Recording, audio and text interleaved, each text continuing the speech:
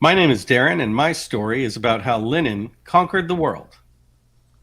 My name is Adri, and my story is about presidential padding. My name is Gina, and my story is about how pad thai in the last century might have gotten you killed for treason in Taiwan. Two of those stories are true, but one of them is bluffing. What do all these things have to do with the word pad? Find out next on this episode of History Bluff.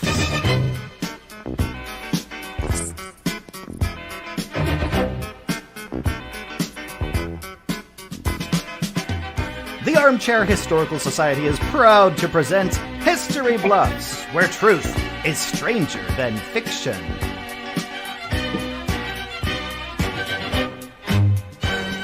Now welcome your host for this episode, it's Alan! Hello! Thank you to our tech Adam. Thank you, Adam. Good to You're hear very welcome. from you. Absolutely, Alan. Good to see you all. All right. Well, thank you for introducing yourselves, historians. Now let's get right to the rules of the show History Bluffs. Let's bring them up, Tech Adam. All right, here come your rules. There's not a lot of them, Alan, but here they are. That's right. Well, as you can read right there, the historians will be inspired by a topic. The true stories will be factual. The bluff story is fictional. That should have been self-explanatory. And no help is allowed from you, the audience. So those of you that are watching us live, yes, feel free to comment on who you think is telling the truth and who is a bluffer. And one more thing to add there, we've got count them, 3 rounds in this game. Round 1 is going to be timed at 75 seconds. Round 2 is timed at 60 seconds. And round 3 is timed at 45 seconds. And as you may have deduced by the introduction, and as you may tell by that word right there, that topic is the word pad. And we're going to start off in our first round, which we like to call round 1.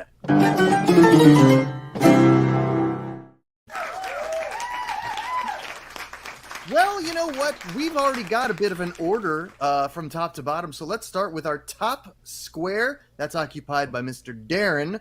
Darren, are you ready to go? I am. I don't appreciate being called a square, though, but... Hey, now. All right. Well, Darren, your countdown, to, your timer is going to start right now.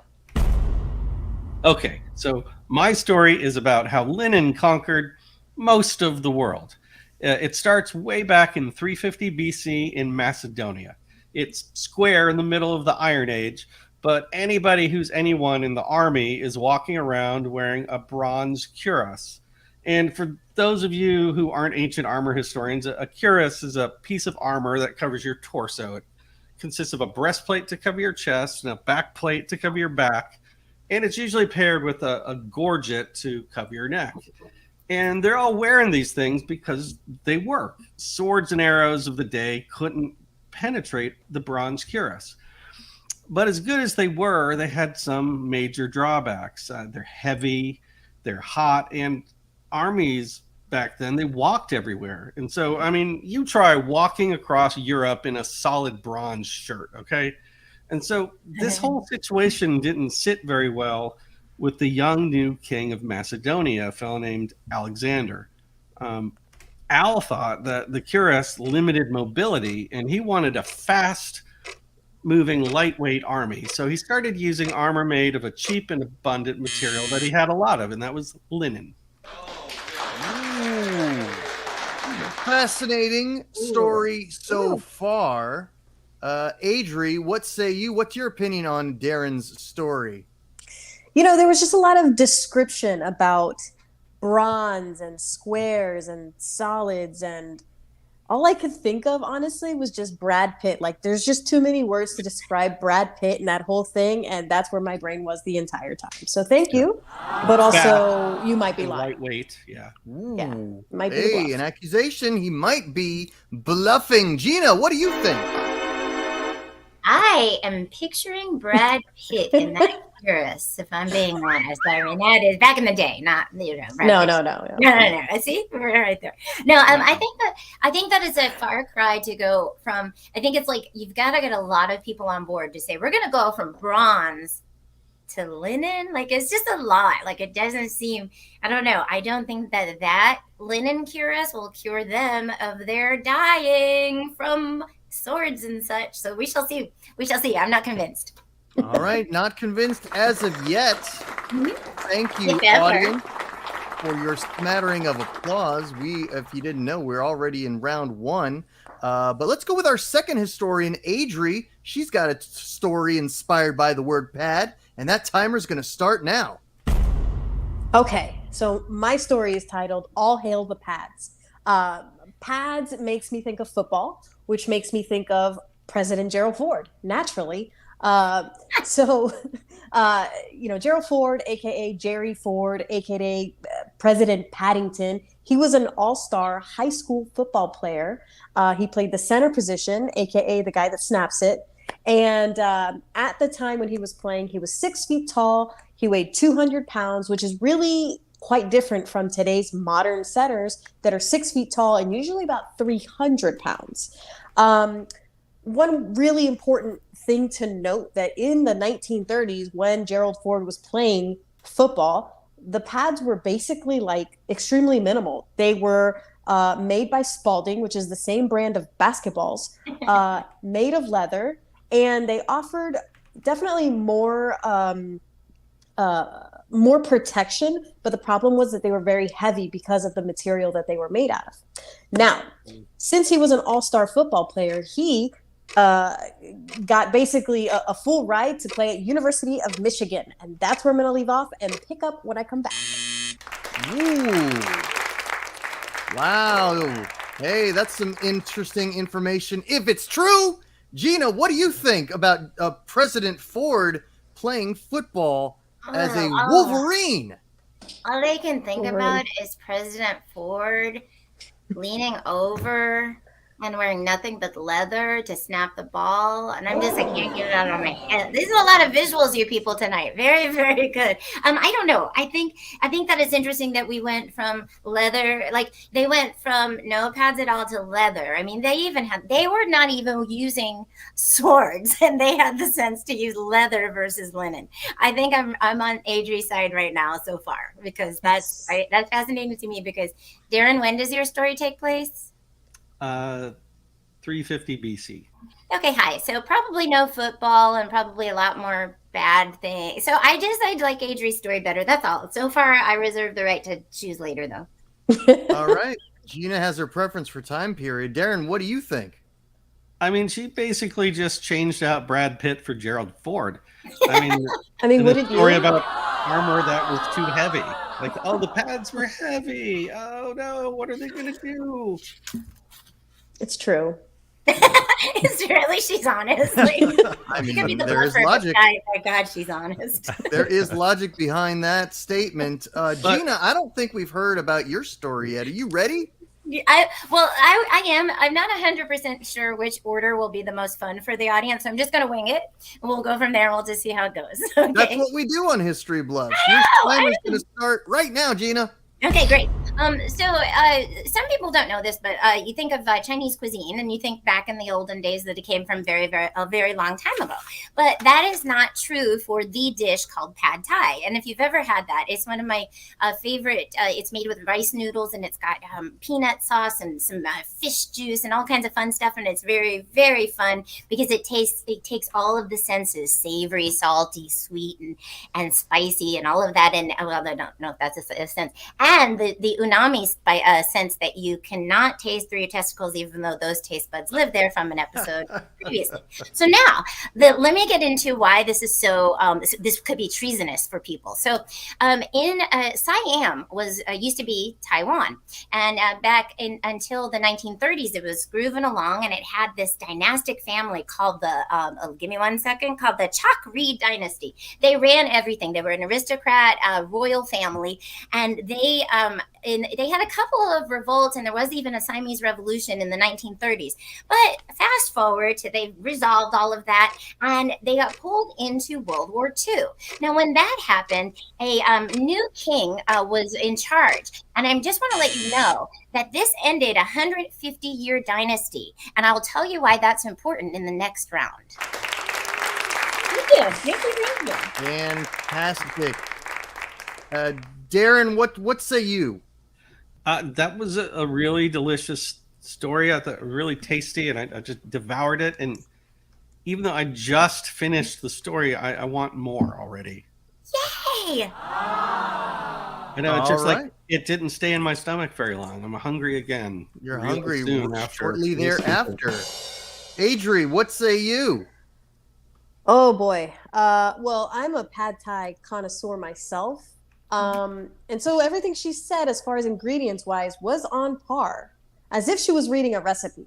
So for right now, I'm leaning more towards Darren being the bluff, just because her recipe was on point, except she said fish juice. It's actually fish sauce. It is, you're right. And I don't know how to pronounce it. I wish I did. I'm sorry. Do you know how to pronounce it? Sauce. Sauce? Oh, I can't. Hey-oh! Not funny, but funny, but mean. All right. Well, we're going to wrap up round one. I think it's time to move on to round number 2.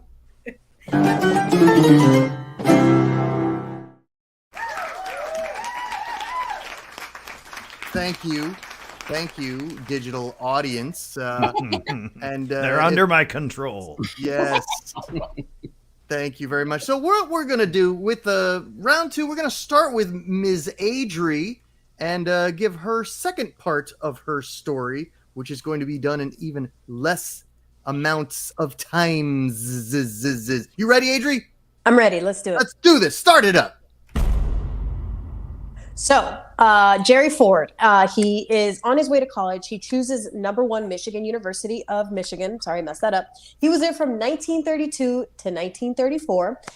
He played the backup for the first couple seasons, and then his last season, he was the starting center. He won 2 national championships with them, and he was the MVP player. After college, he got an offer to play for the Green Bay Packers and the Detroit Lions, who were doing really bad back then. Like their record was terrible, as they are today. So maybe he could have gotten a job today if he was still living. But he decided to turn it down, and he actually went to Yale to go to law school. He became a coach while he was there for Yale, and he was there until he finished law school. Then he went into the military. Then he went into the Senate. Then he became a vice president. Then he became the president when the president, I believe it was Nixon, got caught doing some no-nos, and he became president. Thank you for your time. Yeah. No-nos. No-nos, yeah. To the no-nos that many people recall. Darren, do you recall those no-nos done by the late President Nixon? I do recall them. I do. Was he a crook? He says no. Somebody get Bob Woodward over here. Darren, what's your opinion on Adri's story about him possibly being a professional football player as well as a former college player? It was kind of like she was reading like the later parts of Genesis in the Bible. It was like he begat being backup, then he begat being starting center, then he begat being in law school. He begat this and begat that, and and then he begat being dead. I guess eventually we will all begat doing that, won't we? His life begat his death. Yes, it would, wouldn't it? That makes very profound, sense. Darren. No he bluff made a there. lot of moves. Gerald Ford did begat death. Gina, what do you think? I think that Adrian calling Richard Nixon's being a no-no is this modern era's politicians' typical day, I think. So it's not really the calling it a no-no was not like actually deflating it, because it's really not that big of a deal today. It was today, exactly. Back then. That's a good point. Yep. That's funny. We lived through a modern day Watergate, and no one has had many repercussions as a result. Nothing. But we lived through a Watergate before lunch every day. Right. Exactly. Every happens day. on a regular basis. It's different depending on which channel you watch. That's true. Excellent Mhm. point. Excellent. All right. Well, we've heard from Adri in round 2. How about Gina? You've got a second part of your story. Your timer will start now. Okay, so hold on, I don't have my notes. Oh, Gina. That's okay. So now, flash forward to 1939, and there's a new king in town, and he decides that he's going to make 12 edicts. And so the edicts were edicts of Siam, but eventually he changed the name of Siam to Thai. And the reason he did that was because he wanted their country to have a little bit of autonomy and to have their own nationalism and to be, present and really, really supportive of the Thai philosophy and the Thai way of life. Some of the mandates included Thai people must not engage in any business without considering the benefit or the safety of the nation, and so on. Many of these edicts were punishable by death. They had capital punishment back then. And if you actually did something that went against any of these edicts, you could die. And one of the things was actually to cook Thai food. So because the rice noodles were imported from China and they wanted to make this, they really loved pad Thai, but they wanted to make it just for Thailand. So they just renamed it. Hi. Chinese, Thailand, but we're going to call it pad Thai. So it seems like it comes from here and we're supporting nationalism. Okay. Darren, what do you think of that? Wouldn't they have called it Pad Siam? Well, they changed their name to Thai. Come on, listen. Hey, Adri, what Pad say Siam you? before that? Yeah. It was very informative. I was so fixated on the fact that was happening in 1939, and so was basically my story. So Yes. it's like we're living in a world together. Yeah. I think I'm gonna stick with Darren's bluff. I haven't heard his second round yet, but Yeah. there's just I so haven't much heard anything facts. about, did Gerald Ford like Thai food or Siamese food, as he called it? I don't know. I bet you that, well, there's more on that, but I'll tell you after third round. Oh, wow. Yeah. Wow. If Yeah. Gina pulls a Gerald Ford reference out of her story, I'll be really impressed. And Alexander the Great. I mean, if you can work that in too. Yeah. Speaking What was of that which, part? What Darren, part? maybe it's time for you to work in Alexander the Great in your second round story right now. All right, so the new linen armor goes over gangbusters. Next thing you know, Alexander is marching his new lightweight army all over Europe, and everywhere they go, they're killing him, literally. His new army is so fast that they run circles around their opponents, literally. So November 5th, 333 BC, it's a Sunday. It's in Issus, which is now in modern-day Turkey. Alexander has 37,000 troops, 7,000 of which are his new light infantry. And his foe is Darius III of Persia, who has somewhere between 50,000 and 500,000 troops, depending on which historian you listen to. But even though they're outnumbered 10-1, Alexander's lightweight army is so fast that they whip around the Persian lines and they charge straight at Darius and cause him to flee the battle. And the Macedonians take the day because Darius left. Wow. What do you think, Gina, of the lightweight army? Well, I think that it's really cool that he just puts US on the end of any word, and it kind of like secure us and Darius and anything us, and then just that sort of lends credence to his story. So I don't know. Now he's tripping me up. He's tricking me. I love I took trickery Latin though. in high school. What's that? I took Latin in high school. Oh, you're doing great. You're doing great. Thank you. He knows the U.S. trick. Adri, what do you think? So I don't know how much I believe that an army marched across Europe in linen. I can't even go down the street without ripping my shorts or my shirt. And I have some questions about the quality of fabric that they're using. Also, where can I get it for my own personal use? But yeah, that's where my thoughts are. Yeah, like I mean, admittedly, there weren't as many dry cleaners back then either. So. Yeah. Exactly. Well, that's all could or could not be historically accurate, but we're going to find out even more in our round 3.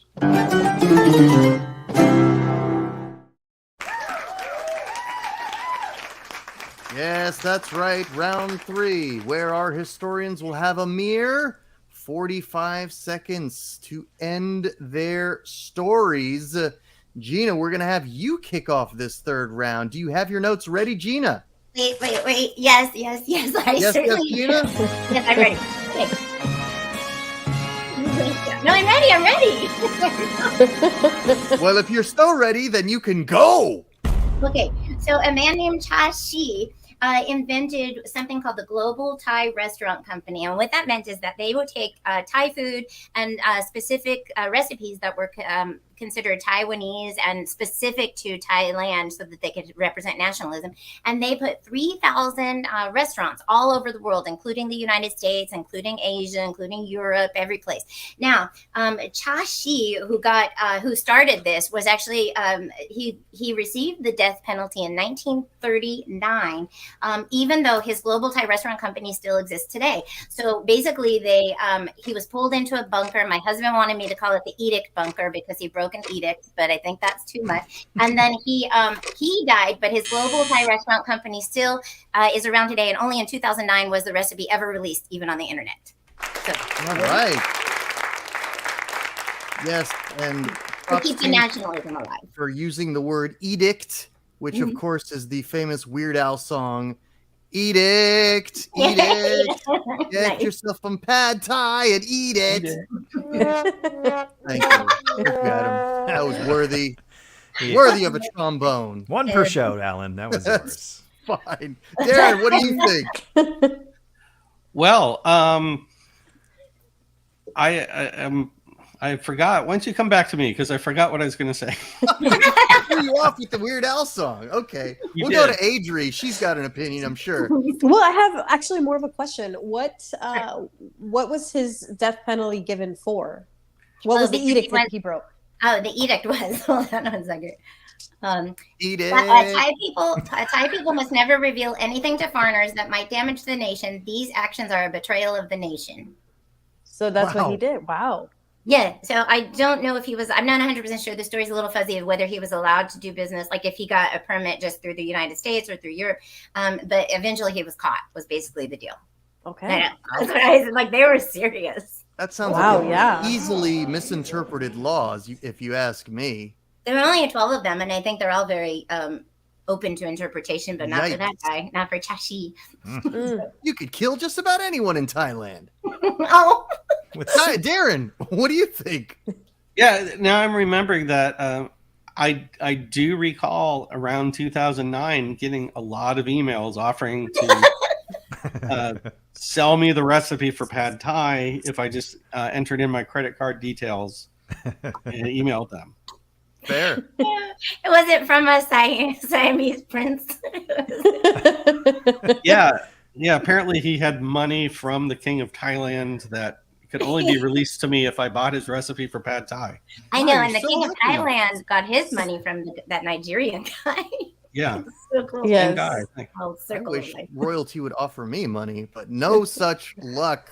Darren, you ready for your final round? I am. All right, you get to start now. So this revolutionary light armor was called the linothorax, from lino, which is Greek for linen, and thorax, which is Greek for body. But here's the thing, because it was made of cloth, which is biodegradable, no examples of the linothorax have survived from antiquity. So we don't actually even know exactly how they made this amazing armor. All we have to go by are some paintings, some sculptures, and some writings from Homer. But we do know that it works because in the 1990s, some researchers at University of Wisconsin glued together pieces of linen and built a modern version of the linothorax. And they found that they could shoot broadhead arrows and slash it with swords, and it stopped the damage. It actually worked. Ooh, they tested the theory. Interesting. Adri, we got a University of Wisconsin reference, a longtime rival of Michigan. I want to hear your opinion. Yeah, I'm really stuck on the part where this linothorax was supposedly biodegradable. We have fabric from mummies and, late Egyptian fabrics, but this one supposedly biodegraded when biodegradable technology is so new. How did they come up with it? I don't know. Oh, there's been Holes in the called out story. using Yeah. science. Gina, what do you think? Well, I know we're not supposed to use Google, but I looked up linothorax in the thing, and do you want me to tell you what I found? I don't know if you can. Well, it means a computer monitor for a Greek guy that's hairy with a thick walrus mustache. Linothorax. Oh, Leno, Jay Leno. You see what you did there? Come on. It's a joke, people. It's She a didn't joke. really break the rules. And I used to think get I emails used about that too. Man, I used my sad trombone up on you, Alan. You could have multiple ones for Yeah, sure. that was brilliant, Adam. There Brilliant. it is. Okay, there it is. There it is. There we Yeah, the go. trombone never lies. I borrowed it Perfect. from next week. All right. Adri, I don't think you've gone for round 3, have you? No, not yet. All right, Adri, it's time for you to wrap up our show with your final story chapter beginning now. All right. So after President Nixon did his no-no, Gerald Ford was president for 2 years, 5 months, 11 days, and then he got defeated by Jimmy Carter. In 1978, he was inducted into the University of Michigan's Hall of Fame, and later on, he was joined by Tom Brady. Other presidents that have also worn football pads, you guessed it, Donald Trump, JFK, Nixon, Reagan, and Eisenhower. And if I learned anything throughout my extensive research, it's that football and politics are intertwined. Therefore, Tom Brady and Dan Marino, 2024, all the way. I rest my All case. right. And we'll leave it at that. There it is. There it is. Making a campaign for Marino and Brady. What do you think, Darren? I mean, anybody who is a student of history of football would not bet on Dan Marino to win any big race. Oh, Sting. Ouch. Yeah. Yes, he's never won a Super Bowl ring. That is true. Gina, what do you think? I mean, that ticket would be pretty to look at, wouldn't it? Oh, No, I really think that when she said, it threw me a little bit because I call my my grandma no, and she said that when Nixon did his no, and it just threw me. It was like, what are you? No, I'm just kidding. Actually, I'm not. I'm torn. Can we come back to our guesses? I have to make some notes and think a little bit, and I'm not sure who I believe and don't believe. Sorry. okay. Well, that's everyone, though, Gina. So I'm not sure what we're going to do to stall. So, I have nothing We're to gonna have- stall. You stall. okay. Well, you know what, Adam? Yeah. I think it's time to ask who the bluff is. Oh my God! Well, so we want to ask. Do we want to go for a final round and ask our contestants what their guesses are? Well, clearly not Gina because she's not ready. I'll So, be ready. Darren, I'll be ready. Who Do do me you one. think's the bluffer? Well, I'm gonna have to go with Gina because I just can't really picture killing someone for making pad thai. It seems a little bit a little too bizarre to me. It was not for making it; it was for sharing it with other countries. Just for clarity. All right then, fine. No, you can still So, vote for me. I'm Gina just- is I or just is wanted not to the clarify. bluffer, Darren? I vote for Gina. Still vote for Gina. Okay, Oh, yes. okay. There's It is one. still the country that will give you a harsh penalty for spray painting their cars. I know that much. Adri, what do you think? So, along with what you just said, the Asian culture is a very strict culture. So I'm leaning more towards Gina not being the bluffer and Darren's story of an army wearing linen, Wow. defeating everybody and running through Europe being the bluff. I feel really good about that. Okay, that's fair. Gina, by now you must have an opinion. I do, because I just remembered something. Didn't Alexander the Great have a horse that he loved so much that he stayed with instead of going home to his wife? Wasn't his name Bucephalus or something like that? Anyway, my point is that he rode across Europe. He didn't march, and so I vote Darren. Oh, Ooh. okay. So Wow. yeah, I guess you're saying that marching on a horse doesn't count. Well, you know what? I don't know who the bluffer is, but our tech does. So Yes, I'm going I to let do. him take it away, Adam. All right, I'm going to line up our armchair historians, and we will now find out who could it be. Was the bluff tonight? Was it Darren? Or was it Adri? Or could it have been Gina? I and I alone know. I will reveal beneath the cover of night. Your bluff tonight has been Gina! They don't kill you for making food. That's crazy. They wish they could, though. This is ludicrous. Who would make something up like that? I don't know. You would. You did. Congratulations to Darren for properly guessing who the bluff was. I had no idea. But that also means we learned a little something about our former vice president and president, Gerald Ford, who was played, of course, by Chevy Chase on Saturday Night Live. Of course. Of course. That you know How do you that. not know that? And congratulations to everyone who tuned in today and participated. And thank you for listening to us on iTunes, Spotify, Amazon Music, and wherever the heck else you can listen to podcasts. What is there left to say, Adam? That was our show, and it was a good one. Come on, tune in again next time. You're going to learn things and laugh. See you then.